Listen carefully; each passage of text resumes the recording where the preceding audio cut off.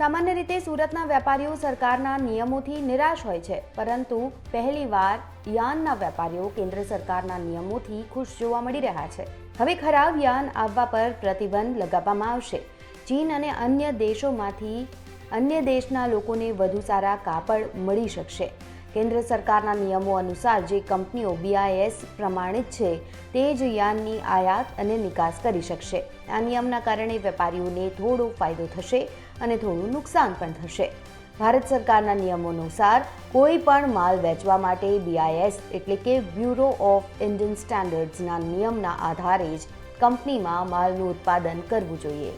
આ જ નિયમ હેઠળ ભારત સરકારે એપ્રિલ 2023માં યાનના વેપારીમાં આ નિયમ લાગુ કર્યો હતો, પરંતુ પછીથી વેપારીઓની માંગને ધ્યાનમાં રાખીને આ નિયમ ઓક્ટોબર મહિના સુધી લંબાવવામાં આવ્યો હતો। વેપારીઓનું કહેવું છે કે દેશમાં દર મહિને 5,625 કરોડ રૂપિયાનો યાનનો વેપાર થાય છે, જેમાંથી 70% વેપાર સુરતમાં થાય છે। અત્યાર સુધી યાનના મોટાભાગના વેપારીઓ સસ્તા માલના કારણે ચીનથી આયાત કરાયેલ યાન ખરીદતા હતા। મોટાભાગના બજારોમાં ચીનથી આવતા માલનો જ ઉપયોગ થતો હતો, પરંતુ હવે ભારત સરકારનો આ નિયમ કડક બનશે। જથ્થાબંધ સામાન અને સસ્તા ભાવના કારણે બહારથી આવતા ખરાબ સામાન પર પ્રતિબંધ રહેશે।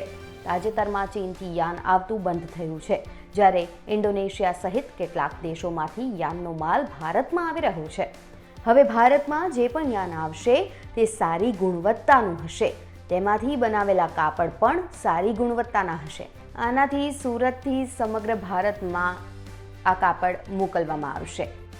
ये BIS सर्टिफिकेशन एक स्टैंडर्ड है हिंदुस्तान का, और इससे फायदा तो ये है कि जो इस BIS स्टैंडर्ड के अंदर जो भी इंडस्ट्रीज आएगी वही यान मैन्युफैक्चरर चाहे हिंदुस्तान का हो चाहे विदेश का हो वही कर सकेगा। इनके नॉर्म्स है, जैसे अच्छी मशीनरी होनी चाहिए, एक्सपोर्ट क्वालिटी का मटेरियल होना चाहिए, तो वही सब काम BIS स्टैंडर्ड का अंदर आता है। BIS स्टैंडर्ड से भारत के व्यापारियों को असर ये पड़ेगा कि भी भारत की जो भी इंडस्ट्रीज है उनका माल अच्छा बिकेगा, क्योंकि विदेश से जो कचरा माल आता था पहले वो इंपोर्ट होना बंद हो जाएगा, क्योंकि वो BIS स्टैंडर्ड के नॉर्म्स में नहीं आएंगे।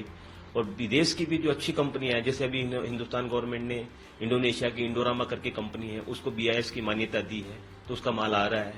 तो ऐसे जो चाइना की बहुत सारी कंपनियों का जो माल आता था, जो कम रेटों में कम दामों में यहाँ पर माल आता था, जो माल स्टैंडर्ड सही नहीं होता था, वो सब आना बंद हो गया है। 4 अक्टूबर 2023 से इन्होंने एप्लीकेबल किया है, तब से माल आने हिंदुस्तान के अंदर बंद हो गए हैं। BIS लागू तो 2021 में किया था, उसके बाद कोविड की वजह से भारत सरकार के जो BIS स्टैंडर्ड के जो लोग थे वो विदेश में नहीं जा सकते थे कोरोना के कारण, तो उसमें उन्होंने 2-3 बार एक्सटेंशन किया और फाइनली इन्होंने 2023 अक्टूबर में इसको अप्लीकेबल कर दिया है। और ये स्टैंडर्ड का मतलब ये है कि इसके अंदर जो भी बाहर की कंपनियां हैं या हिंदुस्तान की कंपनियां हैं जो अच्छी मशीनरी हो और वो एक्सपोर्ट क्वालिटी का माल बनाती हो, तो वो सब इसके अंदर समावेश है, उसके अंदर आता है। भारत के मैन्युफैक्चरर को फायदा ये होगा कि जो बाहर से माल आता था, जो डंप होता था हिंदुस्तान के अंदर, जो कंपनियां BIS के हिसाब से स्टैंडर्ड के हिसाब से नहीं आती थी, उनका माल भी भारत में बहुत आता था। जैसे चाइना से कई कंपनियां ऐसी हैं जिनका माल हजारों टन यहाँ पर डंप होता था, वो अभी आना बंद हो जाएगा और लोकल कंपनियों का अच्छा माल यहाँ पर बिकेगा। देखो, सूरत का कपड़ा बाजार क्या है, काफी बहुत बड़ा है। सूरत इंडिया का सबसे बड़ा मार्केट है और यहाँ से क्या है बहुत बड़ा एक्सपोर्ट होता है यहाँ से।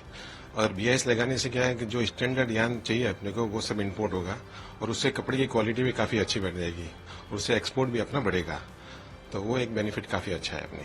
नहीं, मेन तो देखो रीजन था कि वही सस्ता माल आता था वहां से काफी, तो वहां से मेनली आता था FDY आता था और अभी थोड़ा बहुत DTY भी आ रहा है। क्वालिटी इंप्रूव होगी काफी, क्योंकि इंडियन गवर्नमेंट का जो नॉर्म्स है उसके हिसाब से क्वालिटी उनको बेटर ही आना चाहिए।